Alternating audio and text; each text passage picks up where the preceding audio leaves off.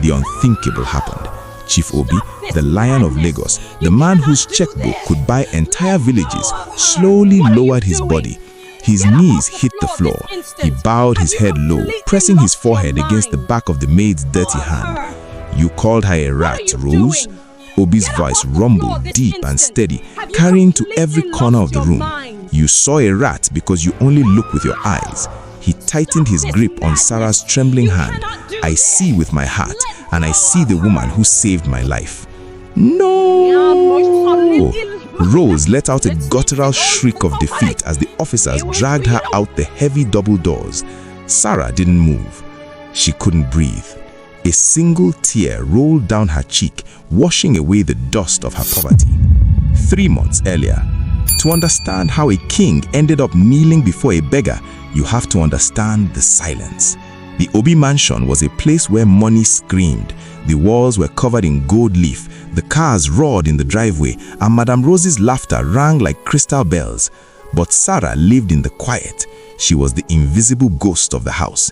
She had lost her voice years ago to a trauma she buried deep inside, and in a house full of loud liars, being mute made her the perfect witness. It started on a Tuesday morning in the dining room that was long enough to land a small plane. Chief Obi sat at the head of the table, eating his breakfast with the precise practice movements of a man who refused to let his blindness make him messy. On the grand piano behind him sat his most prized possession, a vintage wooden metronome. Tick, tick, tick. It beat at a perfect 60 beats per minute. It was the heartbeat of the house, the only sound Obi truly trusted. Sarah moved silently across the plush rug, placing a fresh pot of herbal tea near Obi's right hand. She tapped the table twice with her fingernail, her signal that she was there. "Thank you, Sarah," Obi said, his voice warm. "Is the sun out today?" Sarah tapped the table once. "Yes." Then the temperature in the room dropped. Madame Rose swept in like a storm front wrapped in silk. She was on her phone, her voice sharp and impatient. "Sell the stocks, Tunde. I don't care what Obi said last week. He's confused lately. Just sell them." She hung up the moment she saw her husband, her face instantly morphing into a mask of sweet concern. She leaned down, kissing Obi's forehead, the smell of expensive perfume suffocating the smell of the tea. "Morning, my love," she cooed. "You look tired. Did you not sleep?" "I slept fine, Rose," Obi said, his brow frowning slightly. "Who were you talking to just now?" "Just the decorator," she lied smoothly, taking her seat. "For the charity gala." She snapped her fingers in Sarah's direction without even looking at her. "Girl, juice, now." Sarah hurried to the sideboard. She picked up the crystal pitcher of orange juice. As she approached Rose's glass, the morning light hit Rose's hand. Sarah paused. Rose's hand was shaking slightly, but that wasn't what made Sarah's blood run cold. Underneath Rose's perfectly manicured red nail, there was a tiny smudge of white powder. It wasn't sugar. It wasn't flour. It looked medicinal. Sarah froze, staring at the powder. "What are you staring at, dummy?" Rose hissed, her voice sharp, only Sarah could hear. Startled, Sarah jerked the pitcher. A single drop, a single solitary drop of orange juice splashed on the pristine white tablecloth. The room froze. The metronome kept ticking. Tick, tick, tick. Rose slowly stood up.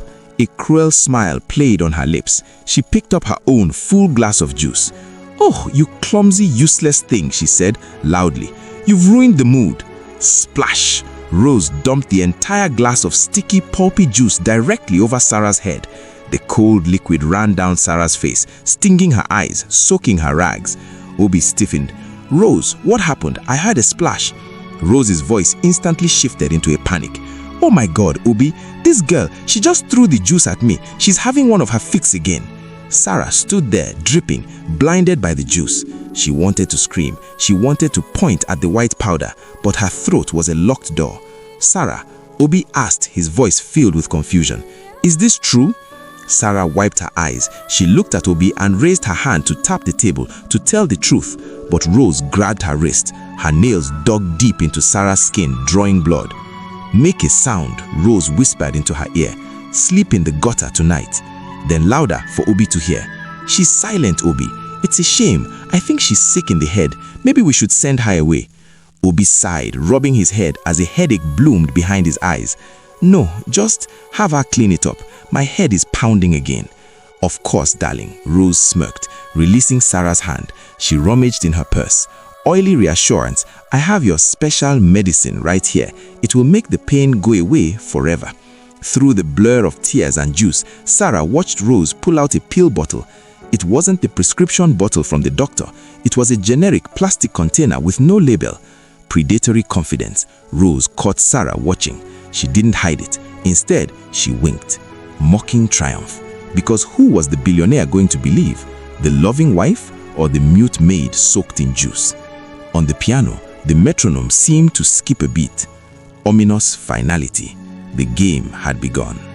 2 weeks later, the Obi mansion, once a beacon of life and power in Lagos, had transformed. It was no longer a palace, it was a tomb wrapped in gold leaf. The heavy velvet curtains were drawn tight in every room, blocking out the relentless sun, suffocating the house in an eternal artificial twilight. The air conditioning hummed too loudly, yet the air remained thick, smelling of stale lavender, sickness and secrets. Chief Obi was fading. The lion of the East, the man whose roar once shook the stock exchange, barely whispered now. He spent his days slumped in his leather armchair in the study, a shrunken figure in silk robe that hung too loosely on his frame.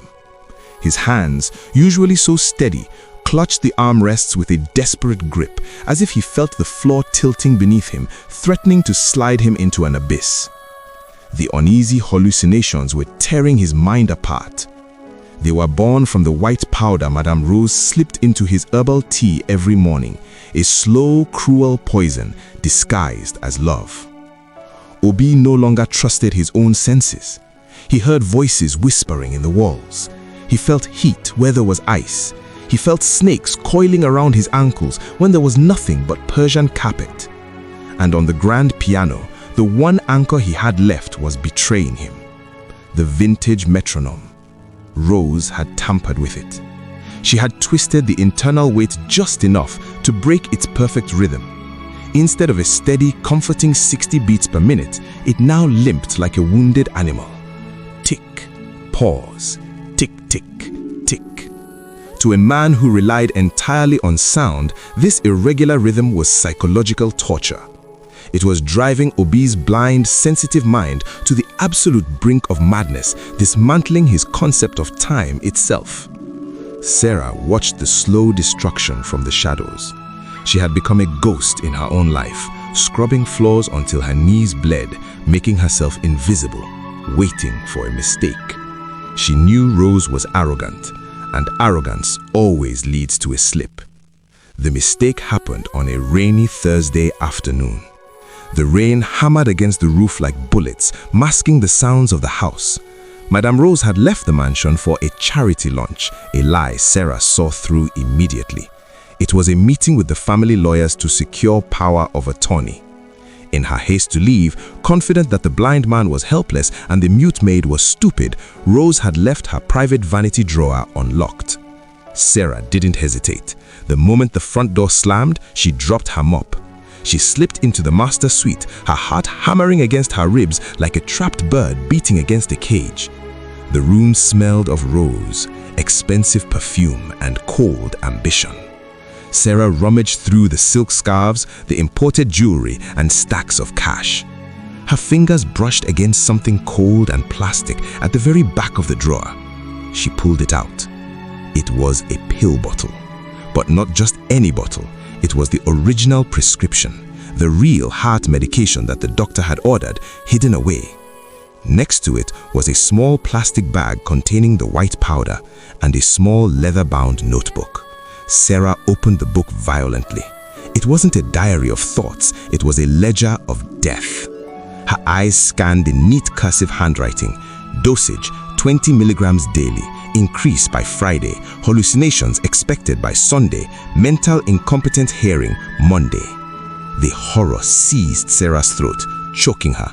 Monday. Clear cut. Rose wasn't just killing him, she was planning to have him declared insane in front of the board of directors first. She wanted to inherit the empire legally, with Obi drooling and incoherent in a wheelchair before she finally finished the job. Sarah slammed the book shut. There was no time to think, no time to be afraid. She grabbed the bottle of real pills. She had to swap them. She had to wake the lion up before the hunters arrived.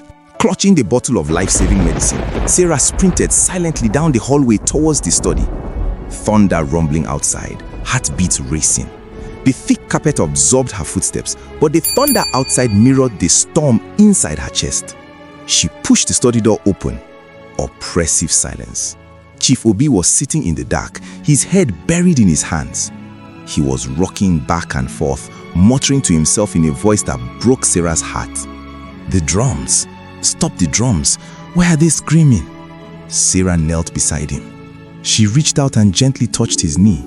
Obi flinched violently, pulling his legs back. Who is there? Get away. The snakes. I can hear them slithering. Sarah didn't pull back. She grabbed his hand firmly, anchoring him to reality. She pressed the cool plastic bottle of real pills into his palm. She tapped the back of his hand 3 times. Tap, tap, tap. It was their code. Safe, safe, safe. Obi froze. The fog in his mind cleared for a microsecond. He recognized the touch. He recognized the calloused, gentle hands that had served him tea for years. Sarah? He rasped, his voice cracking with vulnerability. Is that you? The room. It's spinning, Sarah. Help me. Sarah guided his hand to his mouth, urging him to take the medicine. She needed him to swallow the antidote. She needed him to clear the poison from his blood so he could fight back. Obi opened his mouth. He trusted her. He raised the bottle. He was about to swallow. Click. The sound was louder than a gunshot. The brass handle of the study door turned. Sarah's eyes went wide with terror. Rose was back early. Panic surged through Sarah's veins. She tried to snatch the bottle back to hide it, but Obi was still holding it tight, confused. The door swung open. The harsh hallway light flooded the dark room, blindingly bright. Madame Rose stood in the doorway, her silhouette sharp, glamorous, and deadly. She took in the scene instantly. Sarah kneeling on the floor, Obi confused and vulnerable, the stolen pill bottle in his hand. Most villains would scream in anger. Rose didn't. She smiled. It was the terrifying, triumphant smile of a predator who had just watched the prey walk directly into the trap. "Oh my God!" Rose gasped, rushing forward, her voice dripping with a fake theatrical terror that curdled the blood. Sharp command. "Obi, spit it out. Spit it out now." She reached them in 2 strides and slapped Obi's back hard, forcing him to cough the pill out onto the carpet before he could swallow it. "Rose?" Obi coughed, disoriented, his hands shaking. What is happening?" "I knew it," Rose shrieked, grabbing the bottle from Obi's hand and holding it up like a trophy. Accusatory frenzy. "I suspected someone was tampering with your medicine. Look!" She turned on her heel, pointing a manicured finger directly at Sarah's face. Screaming accusation. "It's her! I caught her trying to feed you poison. She's trying to kill you." Silent sobbing. Sarah shook her head violently. Sniffling, breathless, tears streamed down her face. Desperate signing, she waved her hands, trying to sign, "No, no." She pointed at Rose, then at the bottle, desperately trying to mime the truth. "Don't you lie to me, you mute witch." Rose lunged forward. She grabbed the pocket of Sarah's dirtier apron. In a sleight of hand so fast only a magician could catch it, Rose pulled out a small packet of the white powder, the very same poison she had planted there herself while Sarah was cleaning yesterday. "Look, Obi." Rose pressed the packet into Obi's trembling hand. "Feel it. She had rat poison hidden in her pocket. She was trying to finish you off right now." Obi's fingers trembled as he felt the crinkly plastic packet. The evidence was tactile. It was undeniable. His breathing hitched as his heart broke. "Sarah?" Obi whispered, turning his blind eyes toward where she knelt. The betrayal in his voice was heavier than any anger. I trusted your silence." Silent sobbing, Sarah fell to her knees, sobbing soundlessly. Frantic tapping, she tapped the floor frantically, trying to send their code one last time. "Truth, truth, truth." Sharp impact. Rose kicked Sarah's hand away with her sharp heel. Arrogant back. "Enough of your games." Rose backed, pressing a button on the wall intercom. "Guards, get in here, immediately." Heavy footsteps burst into the room, filling the space with menace. Cold final command. "Take this trash to the basement," Rose commanded, her eyes cold and hard as diamonds. "I will call the police after the board meeting on Monday." Struggling breaths, Sarah kicked and struggled as the guards hauled her up by the arms. Silent pleading, she locked eyes with Obi, pleading silently for him to see the truth. Defeated withdrawal. But Obi had turned away, sinking back into his chair, defeated by the darkness and the woman he thought loved him. "Why, Sarah?" he whispered to the empty air. Possessive calm. Rose walked over to her husband, placing her hands on his shoulders, massaging the tension, her touch possessive and suffocating. "Shh, my love." Rose cooed, looking over Obi's head to watch Sarah being dragged into the hallway. Chilling assurance. "You see, I am the only one who protects you. Everyone else is a wolf." As the heavy oak doors slammed shut, sealing Sarah's fate, Rose reached over to the metronome on the desk. She adjusted the weight. Mechanical menace. Tick, tick, tick. Accelerating dread, she set the beat even faster. Monday was coming. Grave certainty. The king was broken, and the only witness was locked in the dark.